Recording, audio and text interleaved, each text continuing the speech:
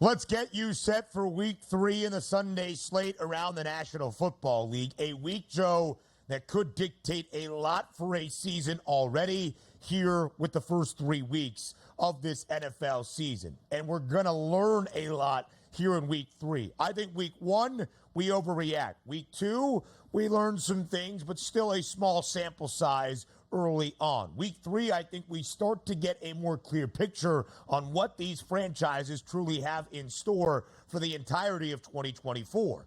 And there's a couple of spots on the slate where we are going to be taught many, many things, including at the Star Sunday afternoon in Dallas. It's the Cowboys and the Ravens. Dallas at home, an ever so slight favorite against the Baltimore Ravens, as you can see there. But again, it's ever so slight in favor of the Cowboys. And Joe, this is a very intriguing spot. Oh, now it's actually flipped to Baltimore, 1.5 in favor of the Ravens, minus 112 on the money line, which I think also tells us a lot about what this game is expected to be, because Baltimore is in danger of starting 0-3 if they are to lose on the road against the team we expect to be a conference contender. So, Ranieri, it's a virtual pick'em. Do the Ravens avoid an 0-3 start? And if so, that would mean Dallas starts just 1-2 as well.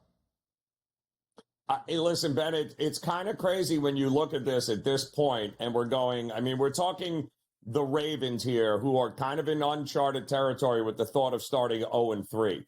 But usually Dallas is completely the opposite. Dallas is usually at this point, they've already boat raced a couple of teams. They're usually 2-0, about to be 3-0. We don't see the wheels falling off Dallas until usually after Thanksgiving. That's when the wheels really start to fall off. So right now, it's such an anomaly. I can't think of two teams I trust less than in a big game than these two right now. The offensive line issues for Baltimore are real.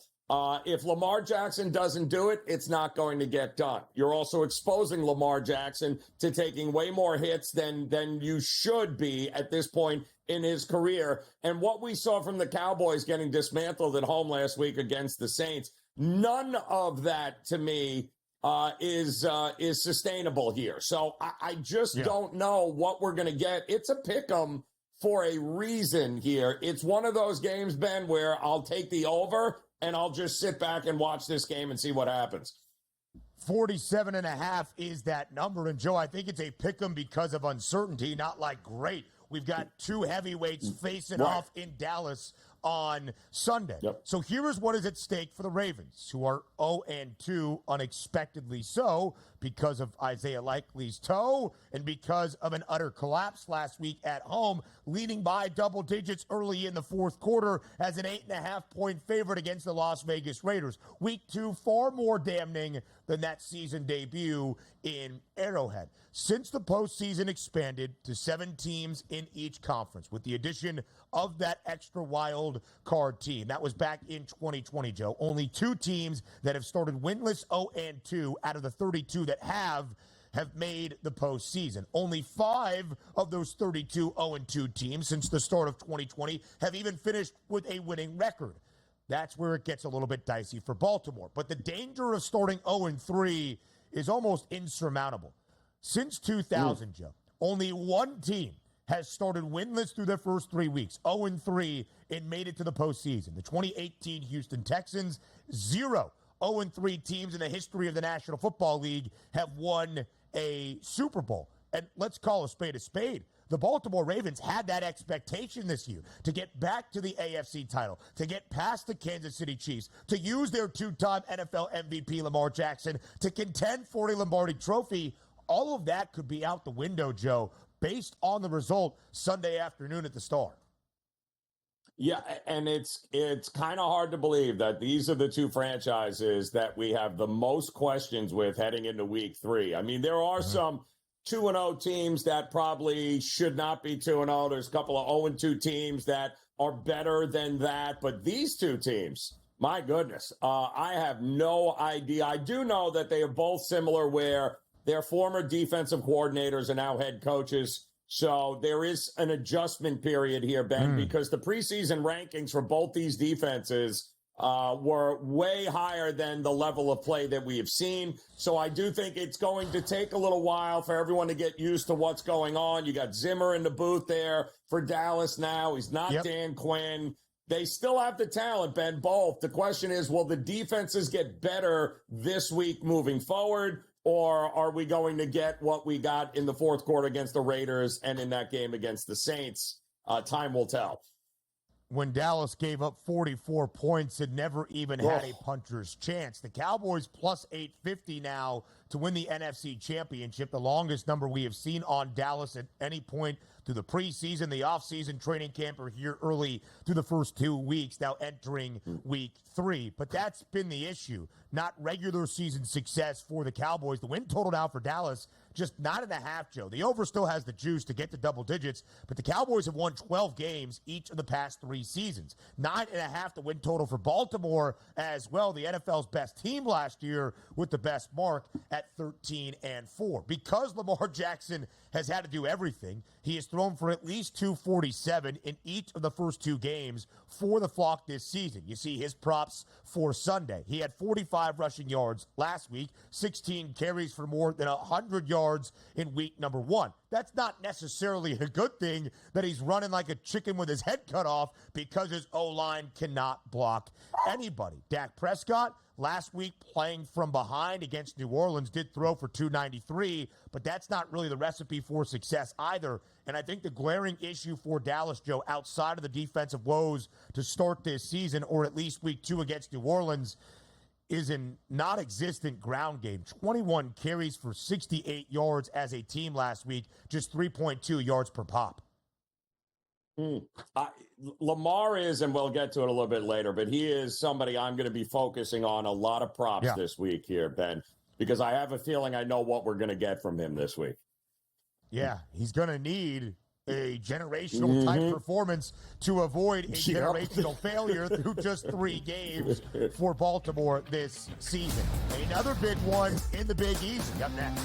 So now we go to New Orleans on a Sunday. The New Orleans Saints have maybe been the most impressive / surprising team based on how dominant they have been, especially on the offensive end in their first 2 weeks of this season. 47 against Carolina, 44, even more impressive last week in Dallas, snapping a 16-game home winning streak in the regular season for the Cowboys. Joe, 91 total points for the Saints. No other team has more than 70. The Cardinals have the second most total points scored this year with 69 through 2 weeks. And, of course, we know the overall offensive struggles that we have seen throughout the National Football League. So a really big game on Sunday to continue to back up this impressive start against an Eagles team that should also, frankly, be 2-0, but coughed up a 5 or 6 point lead in the final 90 seconds on Monday night against Atlanta. And here's where it gets interesting. Are the Saints worthy of being a 2.5 point home favorite against a team we expect to contend for the NFC crown? It's a 2.5 point spread in favor of the Saints. The total up there at 49 and a hook. Joe, in your estimation, does it make sense to see New Orleans laying near a field goal at home against the Birds? Well, listen, I mean, you can take the Carolina game and throw it out the window, right? It was, let's just focus on what we saw on the road against a Dallas defense that many people believed, Ben, was going to be one of the best in the NFL. You bring in a new offensive coordinator there in Clint Kubiak, and one of the, what we thought, Ben, ahead was one of the least talented offensive lines in the NFL this year, and in typical Kubiak fashion, because the old man did this a lot too, he would make this unit look like they were all world. And that's what's happening. Yep. You realize the Saints scored touchdowns on their first 6 drives in Dallas, and all but one of them was at least 70 yards, Ben. It is unbelievable. You can't get to Derek Carr. Dallas blitzed them over 40% of the time they couldn't get to him, and he's finding the open receivers, and they're getting yards after the catch. This is a real offense. The question is whether the defense can hold up, but how good has the defense got to be, Ben, when you're scoring 40 points a game, to be completely honest here? And Philly has way more questions on defense than we have answers right now. way more questions on defense. They were bad against the pass.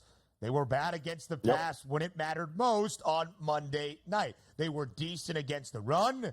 They got torched for nearly 8 yards per pop against Green Bay in a game that, sure, you could blame the field conditions in Sao Paulo for defenders slipping and sliding, but they have not been good defensively. And they weren't great against Bijan Robinson on Monday night either, and that would be a recipe for disaster, it would seem, against the best scoring offense in the National Football League through 2 weeks. When nobody's putting up points, the Saints have averaged 45.5 per game. And I'll tell you one other thing, Joe.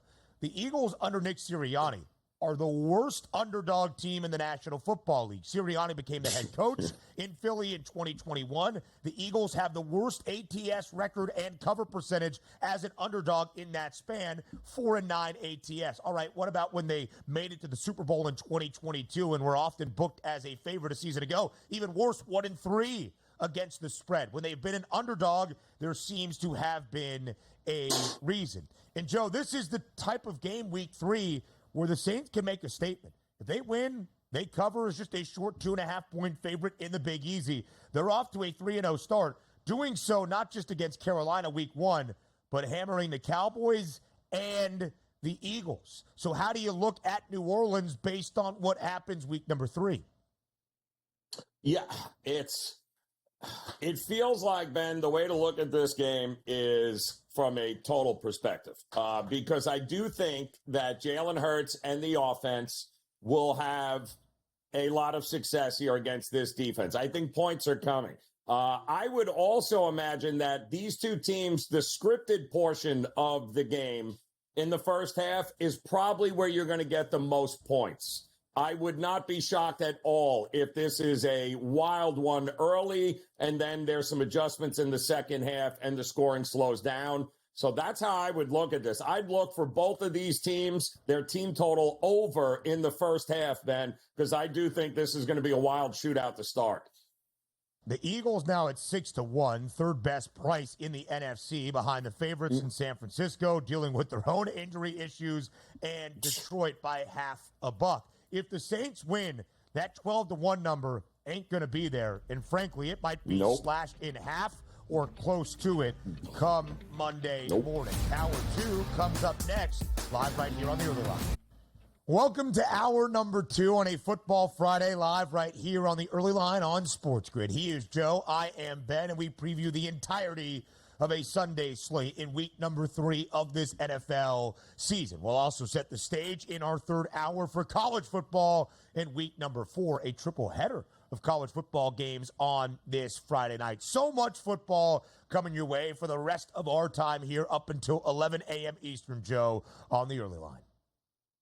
Yeah, I am all for it, Ben. I mean, we've got it's kind of go to school time. It's put up or shut up time here for the NFL. And quite honestly, week 4 college football, Ben, we're starting to see a lot now conference games taking center stage. And we're going to learn a little something about a few conferences and a few teams, aren't we? Statement Saturday, statement Sunday to make your early season promise feel even more legitimate. And, Joe, that's the theme of this segment to start hour number 2 and the 2 games that we will preview. There are only 2 matchups, which is rather surprising week 3, that feature 2 undefeated 2-0 teams. And both of them are maybe not the games that you would have expected entering this season. We start in Minneapolis. The Texans 2-0. All right, that makes sense. They were booked as a favorite in both. The Vikings 2-0. What? Minnesota and Sam Darnold are undefeated 2-0? Yes, that is the case. The Texans a slight road favorite in the Twin Cities on Sunday. 2.5 points in favor of C.J. Stroud and the Texans. 45 in a hook is that over-under. So, Joe, when Sunday in Minneapolis comes to a close, will the odds makers be correct? Will it be Houston, a perfect 3-0, and Minnesota suffering their first loss? Or can the Vikings pull off another home upset like they did last week against the Niners? I don't understand this line, Ben. I mean, I really don't. Now, granted, preseason, the look-ahead lines here were everyone had Houston being at the top, right? But when you look at the two games that they've had already here and you look at how they won those games, they were favored by 3 against Indy. They won by 2, right? Then they were favored by 6.5, and they won by 6 against Chicago. This Houston, I'm not sure this Houston defense deserves to be a favorite on the road against a much better than thought Vikings team with Sam Darnold under center, who head coach Kevin O'Connell has. Well, I mean, we've seen stranger things in the NFL, but coaching matters. And that offense, Ben, one of the top in the National Football League right now with what they're doing and how they're scheming guys open. That's a tough place to play, but Minnesota's defense, why is nobody talking about what they've been able to do here? I think the wrong team is favored here. This would be a Vikings or pass for me in this spot. Yeah, Joe, listen, I don't think we can really fault that assessment based on how good Sam Darnold has been this season. Justin Jefferson, a couple of touchdown catches as well, and he did leave the game early against San Francisco, but is expected to play in this one on a Sunday against Houston. And the Texans are a perfect 2-0, but based on the hook last week on Sunday night against Chicago, in a closer game maybe than expected, albeit a road favorite of more than 3 in a divisional matchup to start a year, the Texans have not covered in either of their 2 games this season, both as a favorite, 0-2 against the spread. And it's maybe the only blemish for what has been a wildly successful start to his NFL career for C.J. Stroud. Now that Houston has the optimism and expectation, they are going to be a favorite much more frequently than they were a season ago. They were the underdogs to start, then booked as a favorite later in the year. Joe, just 3-7 ATS as the favorite side under C.J. Stroud. Yeah, again, we were expecting the questions that I had with Houston here, Ben, you can tell me if I'm crazy, is that you got to worry about that whole sophomore slump with Stroud, as great as he was last year, but that's a year of film now for defensive coordinators to get on. And yes, he's got a ton of weapons, but that doesn't mean anything. Can that offensive line hold up? And defensively, I think we just penciled this team in to be some sort of unbelievable stop group here, but that's not what we've seen through the first couple of games here. They're winning games, close games, which is important, but this is still a very young team with a sophomore quarterback where I think, Ben, at some point they're going to lose more games than they probably should because of that inexperience, and this could very well be one of them.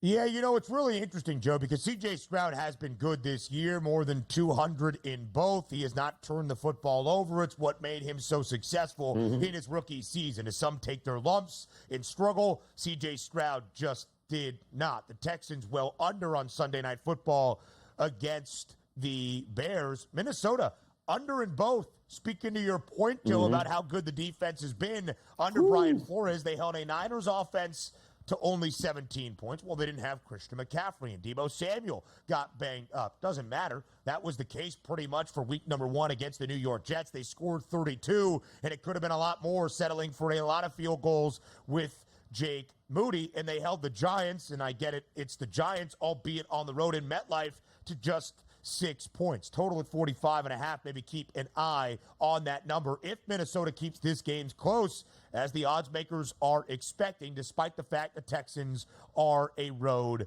favorite. Again, that's one of the 2 undefeated 2-0 matchups we have. The other one, also rather surprising, I guess, but Jim Harbaugh wins football games wherever he coaches, and the Steelers win football games under Mike Tomlin. What a matchup we have in the Steel City on Sunday. Just 1.5 points in favor of the Steelers, minus 120 on the money line. It is the lowest total of the entirety of the Week 3 slate at 35 and a hook. Quarterback questions, the title of the game board, Joe, and that is fair. Justin Herbert dealing with an ankle injury. He suffered late in Carolina last week. Not sure it matters. Jim Harbaugh can suit up and hand the ball to J.K. Dobbins 50 times in this game, and we still expect it to be Justin Fields starting for Pittsburgh. Joe, let's go big picture first before we dive into the game. Is Justin Fields going to start the majority of the games at the quarterback spot this year in favor of Russell Wilson? Well, it's a great question here, Ben, because he is just one of 3 quarterbacks that has not thrown a turnover-worthy throw. In other words, he didn't throw it 2 yards. It should have been picked, Ben, but it wasn't picked kind of throw where we've seen a lot of guys. He has not had one of those. Is that even remotely close for a guy that has had 41 turnovers in the last 3 years? Is that even possible to sustain? At some point, I think Justin Fields is going to turn into a pumpkin. Those throws, those turnover-worthy throws will end up as a turnover, and guess what? Russell Wilson will be there. So enjoy it while you can. They're going to have to rely on his arm at some point, and I think that'll be the determining factor if he stays under center. They have not asked him to do a ton. 43 pass attempts in total. He has thrown for 156 yards or less in both, but he has done what has been necessary. You would be surprised, I kid, to know the Steelers have also been under in both of their first 2 games this year. Same case, though, for the Chargers. Why? They are going to run it down your throat if they are able to. Justin Herbert, Joe, I joked that his ankle injury wasn't really a big deal because Jim Harbaugh could be there. But Herbert, in his 5 years now in the National Football League, has thrown for less than 30 attempts in a game in back-to-back games for the first time ever.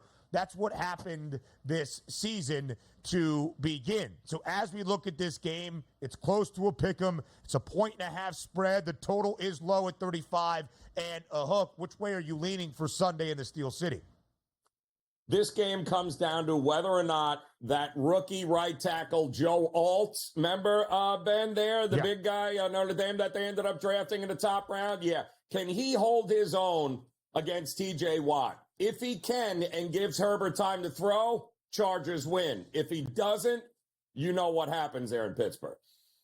Yeah, Joe Alt has been great so far this season. He gets a great test on Sunday against TJ Watt. Much more from the Week 3 slate next. Sunday Night Football for week number 3 in the ATL as the Falcons get ready to host the Kansas City Chiefs. 3 weeks, 2 primetime standalone games for KC.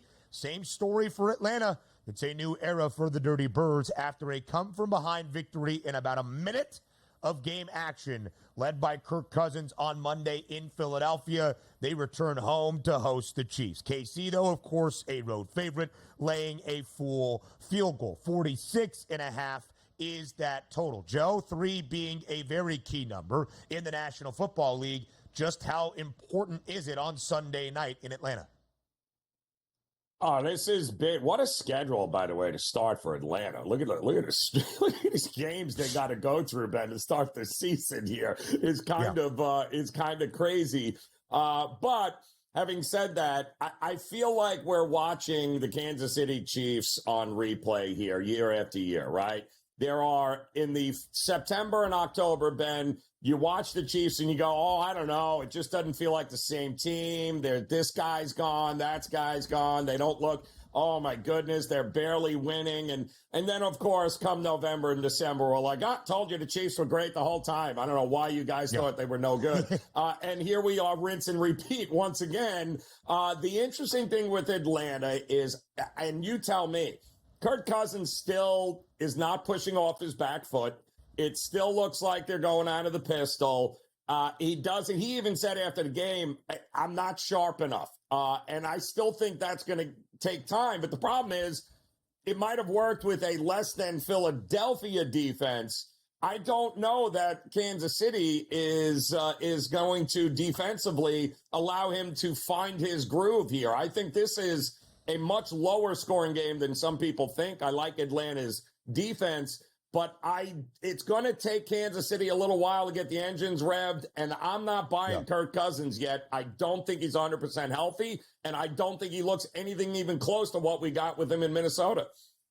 The Falcons have now spurned me twice, Joe. The team that I circled entering this year to be one of the best scoring offenses in the league has gone under in both of their first 2 games, and it wasn't all that close in either, despite 43 total points on Monday night in Philadelphia. Kirk Cousins did throw for 241. What is would be over his Sunday Night Football passing yards prop against Kansas City. But, of course, 70 of those 241 came on the final possession of the game. 6 plays, 70 yards, 65 seconds to find Drake London in the end zone for a Falcons touchdown. I was told we had these props. Hopefully we can pull them up. Patrick Mahomes, 261.5 is his number. And, Joe, Isaiah Pacheco was really the leading engine of that offense last week against the Bengals. Now, Mahomes has gone over this number. He threw for nearly 300 in the season debut against the Baltimore Ravens,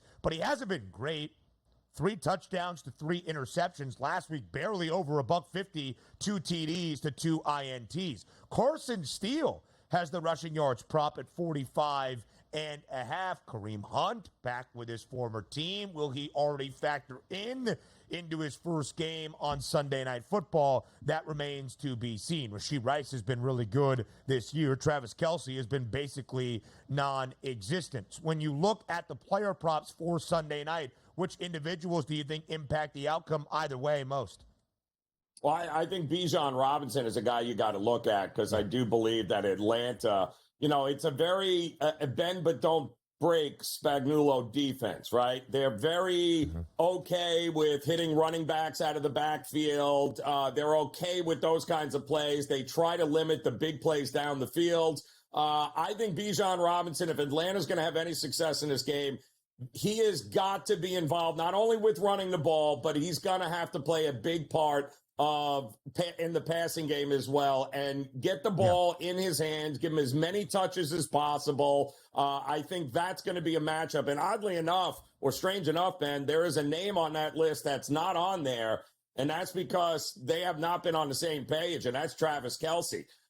He has not had a good start to the season, and I don't think with Jesse Bates covering him in this one that he's going to have some sort of breakout game. So I'd be looking to fade Kelce props in this game as much as possible. Just 1 catch for 5 yards against the Bengals last week in week 2. Only 4 total grabs the entirety of this season. Bijan Robinson has been the guy this year that everybody thought he might be in his rookie season under Arthur Smith. However, he is yet to find the end zone this season. His rushing plus receiving yards prop is 106.5, a number he has been over in both games so far this season. 122 with 97 of them coming on the ground against the Birds on Monday night. A minus 140 price for Bijan Robinson to finally find pay dirt. He did so only 8 total times a season ago. So the Chiefs are the Super Bowl favorites entering week 3 at 5-1 with the largest gap, Joe, we have seen all year, $1.50 in front of the 49ers. Why? San Francisco upset last week in Minnesota by the Vikings, and I think it's the injury concern for the 49ers. Christian McCaffrey on IR. Deebo Samuel going to miss a few weeks with a calf injury, and George Kittle missing practice yesterday as well. Now, the Niners are still a hefty favorite for their week 3 matchup in L.A., where the story of this game is not who is there, but who is not. The injured reserve list for the Rams is lengthy. It's nearly a touchdown spread in favor of the Niners, but it was over a touchdown, 7 and a hook in favor of San Francisco earlier this week. Yeah, I mean, that's a lot of uncertainty. As you can tell, Ben, the look-ahead total in this game, too, was 48.5, and look at where we are now, 43.5. And I don't, in good conscience, think we can look even remotely close to an over still, even at that low number with these two teams, with the current state of the rosters the way they are.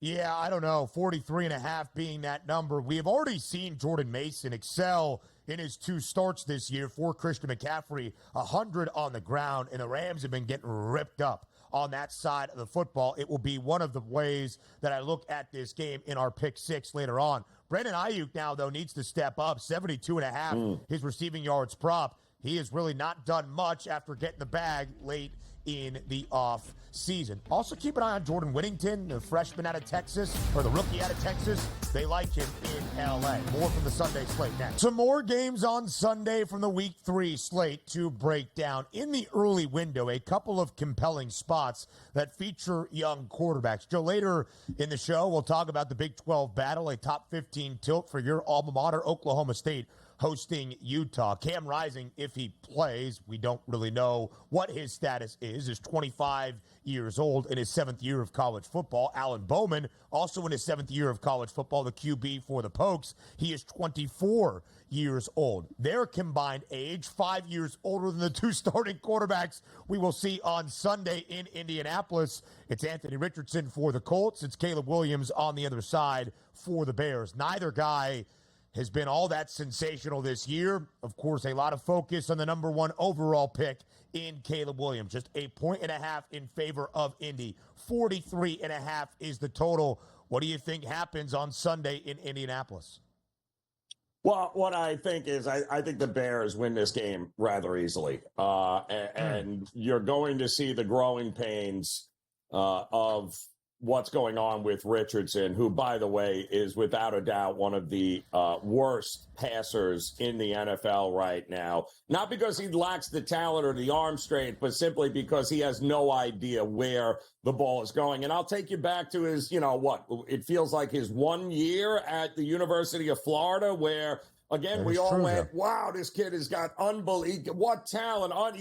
Great, except he has no idea where he's throwing the ball. And that is not going to work against this Bears defense. Also, the Bears, Caleb Williams, he's had his own issues, but look at the defenses Caleb Williams has had to face versus who he's going to be facing now, which, of course, no DeForest Buckner. We know that they don't get after the quarterback. They're not going to get in Caleb Williams' face like Houston did. I think this is going to be the biggest running game for the Bears. I think that once again, Anthony Richardson is going to make two or three bad throws. The turnovers are going to do them in here. And I do think this is where Caleb Williams and this offense of the Bears excels.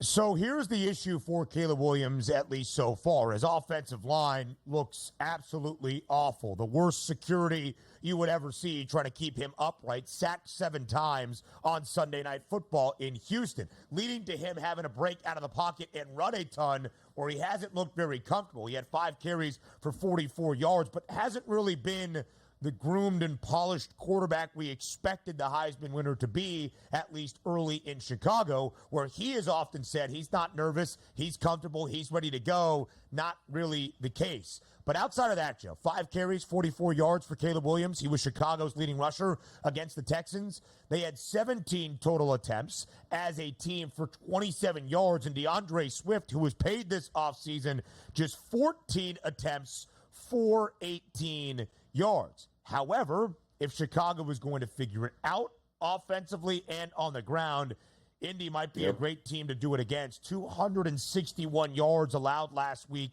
against the Green Bay Packers. All right, they were going to run it a ton with Malik Willis, and they ran it 53 times. But Joe Mixon had 30 carries for $159 in week 1. It could be an opportunity for the Bears just to say, we're going to run it down your throats. And then quickly, Joe, just to your point about completion percentages for both of these quarterbacks, this is really Anthony Richardson's de facto rookie season, as we have said often. And his main criticism out of Florida was not his arm talent or athleticism, but in his only season as a starter for the Gators, 53.8 was the completion percentage.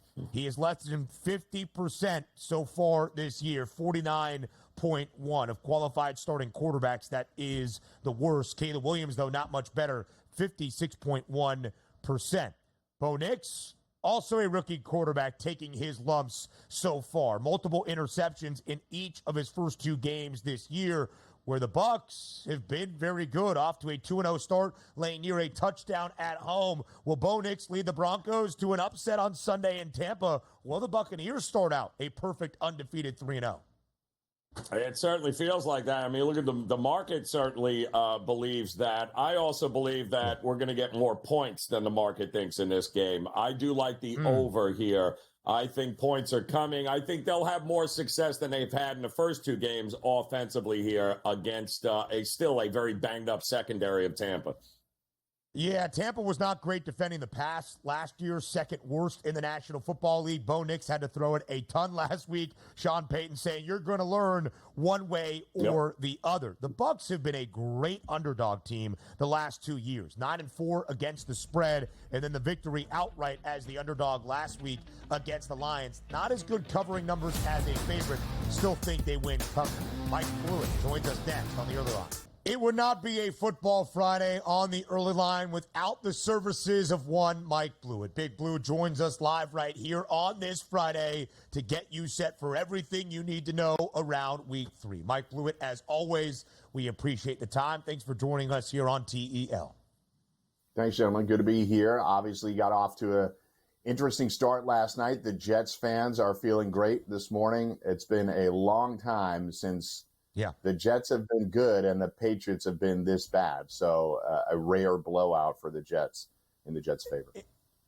In Blue, it's a little bit different than maybe we expected, or at least we had seen in the first 2 weeks. The Jets did cover as a road favorite in Nashville against the Titans, but it wasn't easy. And the Patriots were keeping games a lot closer than anticipated in weeks 1 and 2. Not last night. The New York Jets winning 24-3, as you can see. Gang Green easily covering as a 6.5-point home favorite in their home opener inside MetLife Stadium. And Blue, throughout the show, Ranieri and I have been saying we are going to learn a ton in Week 3. Are teams as good as we have seen? Are teams as bad? Can they get off the schneid? So I ask you this. What did you learn from Thursday Night Football to kick off Week 3?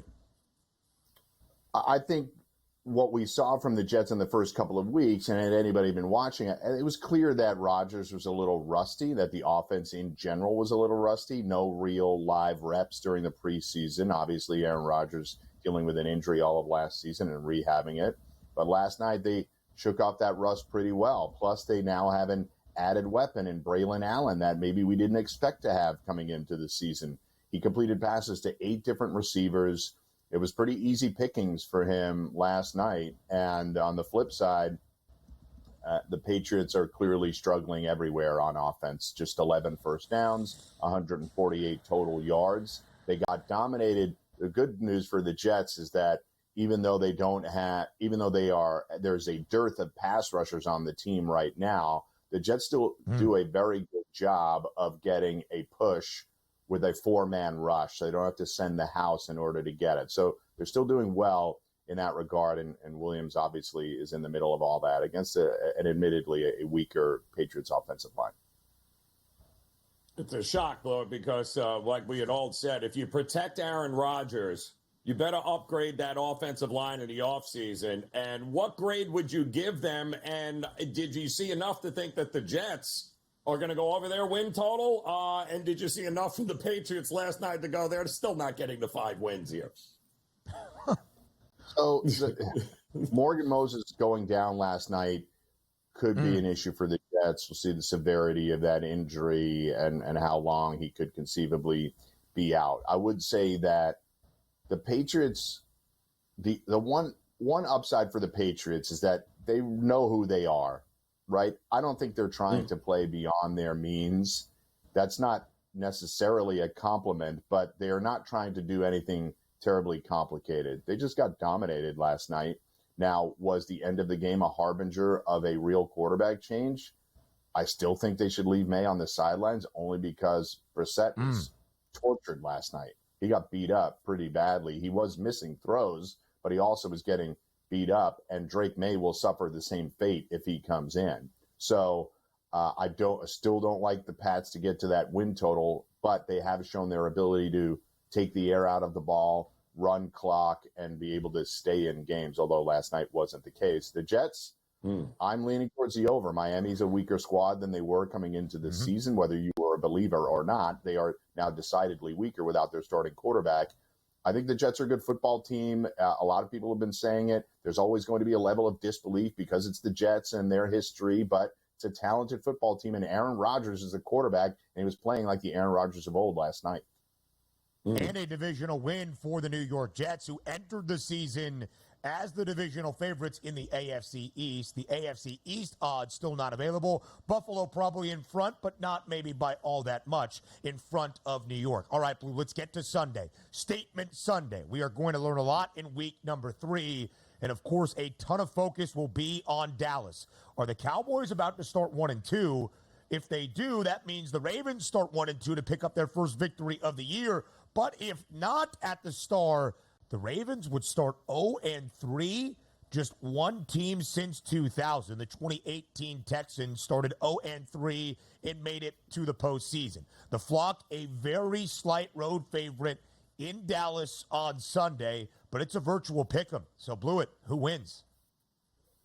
So, tough call here, obviously, but I'm going to lean towards the Ravens.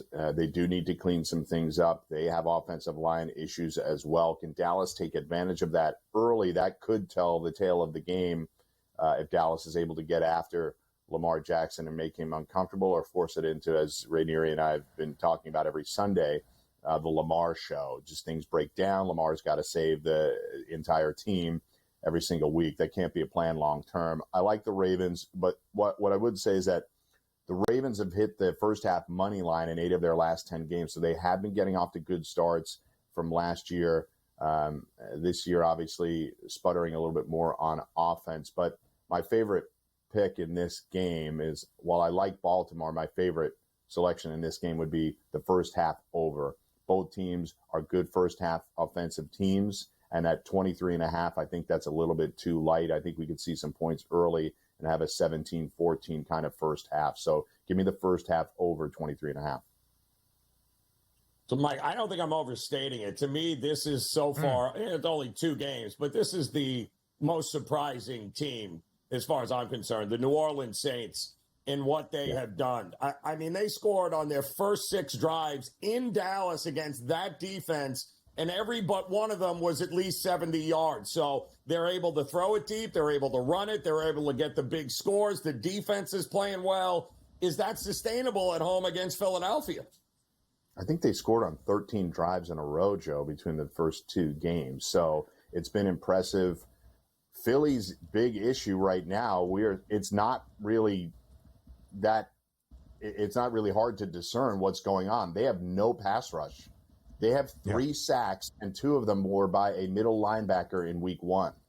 That huge, vaunted defensive line, which is young and talented, is not getting any pressure on the opposing quarterbacks. And it's what leads me to my favorite bet here. I think Derek Carr, given what we've seen in the first 2 weeks and Philly's inability to get after him, I like his over on passing yards. I think he's going to be too comfortable throwing the ball, and at 232.5, which he hit in week 1, not in week 2 because of the extreme blowout, I think Derek Carr is going to get there. That's too low of a number in order for somebody that's going to be comfortable throwing the ball all day to get there. I do think we see points. 49.5 is a lot, but I think we're going to get pretty close, if not over that. The Philly, at least, has to show some ability to make stops defensively. The Eagles were the 3rd worst passing defense in the NFL a season ago. Kirk Cousins had 241. Jordan Love threw for 260+ as well in the Sao Paulo opener. And, Blue, just to your point, the Eagles, when they won the NFC and made it to the Super Bowl in 2022, were only 2 sacks behind the monsters of the Midway Bears, who had 72, with 70 total sacks for the 2nd most in a single season in NFL history. It's been anything but in 2023, and now at least to start 2024. Blewett, we have 2 perfect 2-0 matchups on Sunday, including a game in Pittsburgh with your Steelers as they host the Chargers as a 1.5 favorite. Quarterback questions. We expect Justin Fields to make his 3rd straight start for Pittsburgh. Justin Herbert dealing with an ankle injury. We'll see what his status is as we approach Sunday. But do the Steelers start 3-0 this year, Blewett? Oh, yeah. Steelers by a million, buddy. I'm a Steelers fan. Let's keep it going. I think, in all seriousness, I think the one thing you can count on are rushing attempts. J.K. Dobbins, just 12.5 rushing attempts. Najee Harris, 14.5 rushing attempts. It might be a struggle for teams to get the ball back with the way they're running it, but I think that's where we're at, over on rushing attempts. More game breakdowns from the Sunday slate next. Of course, part of the big news in the National Football League this week as it pertains to quarterbacks, the benching of the number 1 overall selection from 2023, Bryce Young in Carolina, in favor of the Red Rocket. Andy Dalton makes his first start this season, his second start in the last 2 years with the Panthers, this week on the road in Las Vegas. The Raiders won outright as the largest underdog of week 2. 8.5 points was the spread, and no matter for Las Vegas coming back from down by double digits twice in the second half. 5.5 point spread now, Blue, in favor of the Raiders as Andy Dalton gets the start for the Panthers. 39 in a hook is the total. The Panthers have won 2 games since the start of 2023. 2-17 in the last 2 years. And as a dog, in all 19, 4-13-2 against the spread. Will it look better at bare minimum with Andy Dalton under center on Sunday in the desert? Just answering your question specifically, will it look better? Probably a little bit. But I do not expect the Panthers to score over 16.5 points, which is where their team total resides. I think it's too high. I thought the Pats team total last night was too high. I think the Panthers team total is too high. They need to prove to me that they can get to 17, 20 points a couple of times before I stop betting their team total unders. So that's my favorite bet here. Yes, I do think the Raiders are going to be able to cover, but I'd rather bet on, because the Raiders have had some struggles offensively as well, I'd rather bet on the Panthers to not score a lot. And given the fact that Max Crosby and Christian Wilkins gave hell to the Ravens last week, I certainly think they can do it to the Panthers. So maybe Dalton's finally able to get them into the end zone with some consistency, but I don't anticipate it. I think he's going to have a tough day too. Talk about tough day, tough week, tough information here. The look-ahead line for the Miami Dolphins was they were going to go to Seattle and be a favorite, Mike, and now not so much. We are starting to see a little bit of buyback here on the Dolphins as this thing was as high as 5.5. We're seeing 4.5s here, 41.5. It's still the same weapons, still Tyreek Hill, still Waddle, but I don't. Do you trust that Miami can keep this thing competitive? So the one upside to it is that from the time that they drafted him, Skylar Thompson has been looked upon favorably within that building. They kept him around as a backup for the last couple of seasons, and they certainly feel like he obviously started a playoff game for them, and they feel like he's in a position where he can run this offense the way they need him to run the offense. So while it's a downgrade, I don't anticipate that the wheels completely fall off Miami's offense. So I understand why people are taking the points here. Seattle hasn't looked great in the first couple of games. So I get it. I think Miami has a shot to cover here. It doesn't necessarily mean they go out there and get the W, but I don't think Skylar Thompson's going to be a disaster, which is what the line and the huge movement suggest. This will be his 4th career start, 2 in the regular season in his rookie year in 2022, of course, when Tua Tagovailoa was dealing with the head injury issues, and started the playoff game in Buffalo, 18 of 45 for 220, a touchdown and 2 interceptions. Seattle has allowed 20 points, both to the Broncos and the Patriots, who are not necessarily lighting the world on fire offensively in their first 2 weeks. Just something to pay attention to.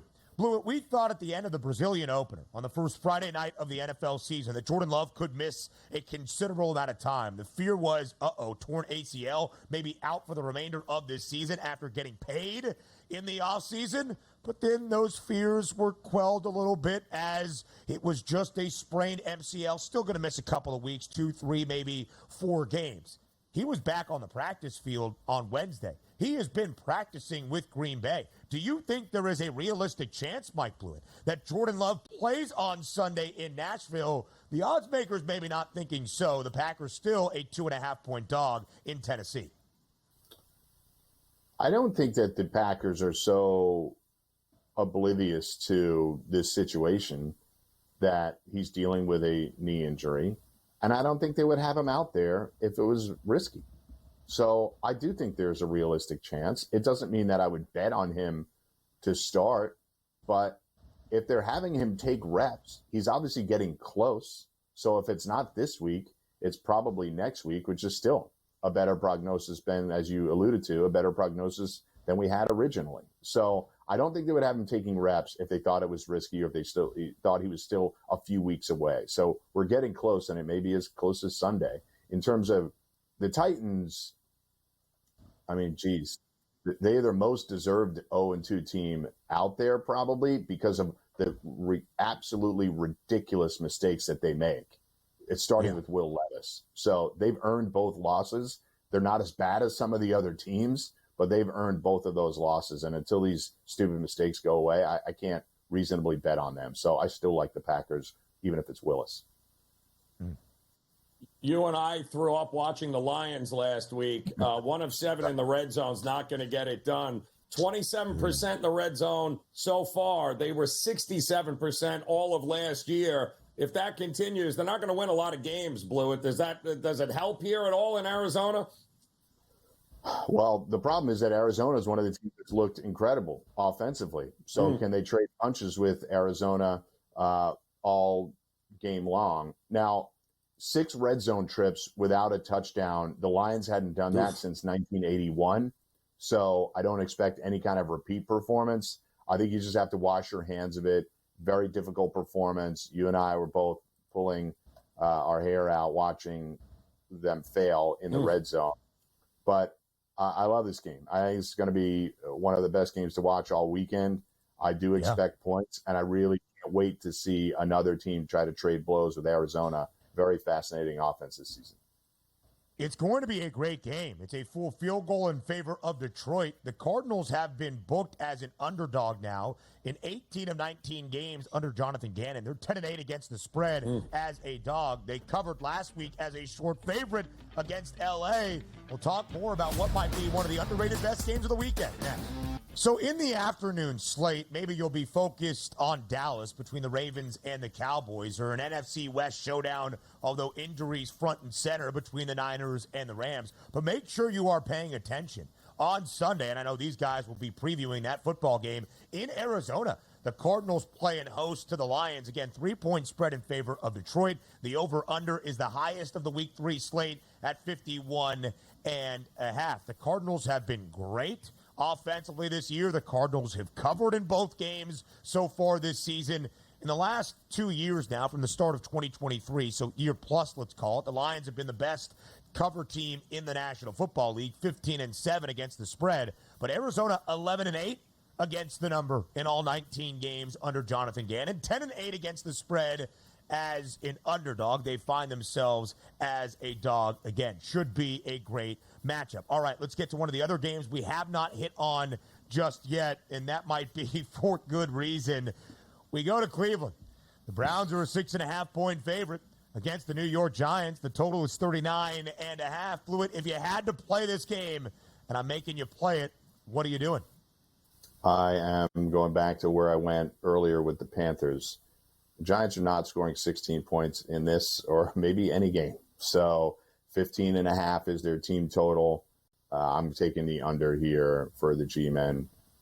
Just too many issues blocking, too many issues trying to get the ball into the end zone. They did it 3 times last week. Obviously, they had a kicker issue, but so they did go over this last week. But against the Browns, who are obviously another banged-up team, I think you keep it under on the Giants. I don't think they're going to get into the end zone 3 times again against a team like the Browns, who have, like I said, their own issues, but defensively they're pretty sound, a lot more sound than the Commanders are at this moment. Actually, first time they're anticipating the actual 5 starting offensive linemen, including Conklin and Jedrick Willis, will be on the field for the Browns for the first time in 20 games. So that's interesting. I also find the line interesting in this Minnesota-Houston game because, call me crazy, Blewett, I don't see the right team being favored. To give Minnesota a chance at home as a dog seems tempting. Yeah, certainly they got it done last week. They've been Brian Flores has done a really good job with this unit. Obviously, pretty interesting stat. They're leading the league in getting to the QB on a 3-man rush and leading the league in getting to the QB on a 6-man rush. So if they're sending a lot, they're getting there. If they're just bare bones in a 3-4, getting push on the quarterback, they're getting there. So they have different style. What it points to is the different styles and different looks that Flores is willing to give you, and their defensive backs are still awesome. So defensively, this is a really strong team. I hear where you're coming from, Joe. To just automatically anoint the Texans to be favorites no matter where they go is a lot. Kevin O'Connell has proven to be really good with Sam Darnold so far. I think the Vikings are the one team where we aren't so sure about their season going in, but they're one of the teams, along with, I'd say, the Cardinals, who we just finished talking about, that maybe we underestimated how good they could be coming into the season.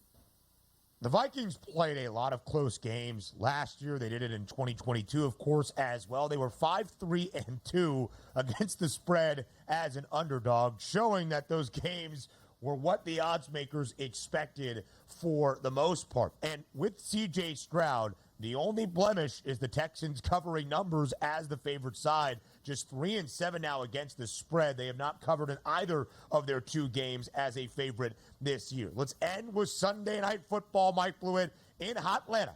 The Falcons, a home underdog, getting 3 points, that flat number of 3 against the Chiefs. Kansas City, 2-0. But ever so slightly, Atlanta storming back on Monday night in Philadelphia. What do you see for Sunday Night Football? Good one. I like, obviously, Atlanta coming off an emotional win, a surprising win, but a short week for them against the Chiefs. I hate to bet the road favorite here, but at a flat 3, I'm willing to do it. 3.5, it might change my mind, but at a flat 3 where it is right now, give me the Chiefs. I don't think Atlanta's quite at a point yet where they can knock off the defending champs. 46.5 is that total. We shall see how many points we get on Sunday night. Blewett, we appreciate the time as always. We'll see you on In-Game Live Game Day on Sunday alongside the man to your left, Joe Ranieri. Have a great weekend, Mike Blewett. Thank you, guys. We appreciate your time always. Hour 3 of this Football Friday is up next.